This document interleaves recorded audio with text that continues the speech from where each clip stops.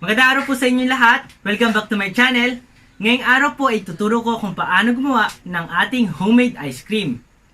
Ang ating mga ingredients ay simple lamang pati ang paggawa nito. Maganda po ito pang negosyo at higit sa lahat ay pang merienda o himagas. Panoorin po ang full video na ito para po malaman nyo kung magkano ang puhunan, magkano natin pwede ibenta at magkano ang ating tutubuin. Kaya po sa mga interesado, ay samahan niyo po ako sa paggawa ng ating homemade ice cream.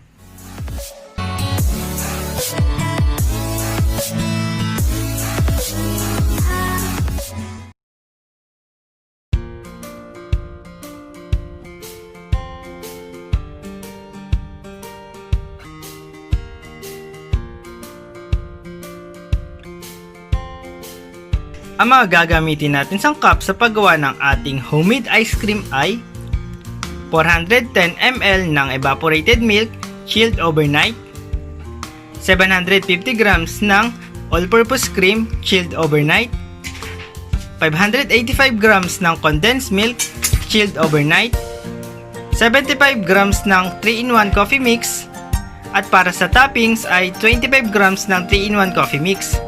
Para sa ating lagayan, 3.5 ounce ng salad cup.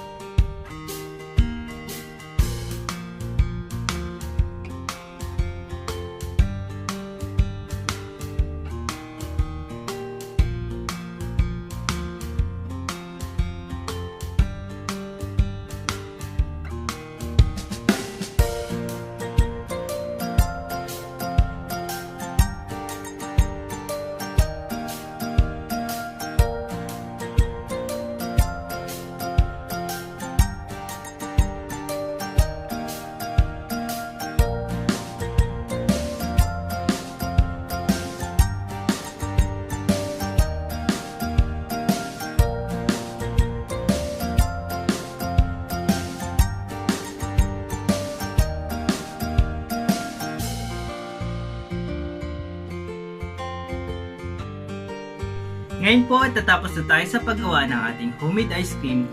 Tignan naman po natin kung magkano ang naging puhunan natin sa paggawa nito. Ang ating all-purpose cream ay nagkakahalagang 165. Ang ating evaporada ay 39 pesos. Ang ating kondensada ay 40 pesos. Ang ating 3-in-1 coffee mix ay nagkakahalagang 20 pesos. Ang ating salad cup ay 40 pesos. Dahil gumamit tayo ng ref or kuryente, magdadagdag tayo ng 20 pesos. At sa labor natin na 20 pesos. Ang total po natin ay 344. Tapos po ang kinalabasan ng ating ice cream na homemade ay 26 pieces. Ang 26 pieces ay di-divide natin sa pinakapuhunan na 344. Ang kalalabasan niya, pinakapuhunan kada isang ice cream na nasa salan ay 13.2. Tapos sa pagpepresyo naman ng ating pambenta, ay nasa sa inyo din naman na din po. Kung gusto nyo kunin yung doble na presyo niya, yung triple, sa akin kukunin ko lang kalahati. Magdadagdag tayo ng 6.6 dahil ang 13.2 times 0.5 ay 6.6. Ang 13.2 plus 6.6 ay 19.8. O gagawin na lang natin na 20 pesos ang presyo nito. Ang 20 pesos, ita-times natin sa 26 pieces. Ang kalalabasan niya ay 520. Ang 520 naman natin ay i-minus natin sa pinakapuhunan na 344. Ang pinakatubo natin sa nagawa na ito ay 176 pesos. Pero, kung araw-araw mo naman ginagawa ito o weekly, kikita ka naman ng kulang 1,000 sa isang buwan o mas higit pa. Iyon lamang po ang aking masasabi sa video na ito. At kung bago ka sa aking channel, ay huwag mo kalimutan i-hit ang subscribe button, pati na rin ang notification bell para lagi kang updated sa mga videos na aking babahagi. Huwag mo kalimutan din i-like at mag-comment sa ilalim ng video na ito at sigurado matutulungan kita magkaroon ng sideline o negosyo pa yan. Hanggang sa muli!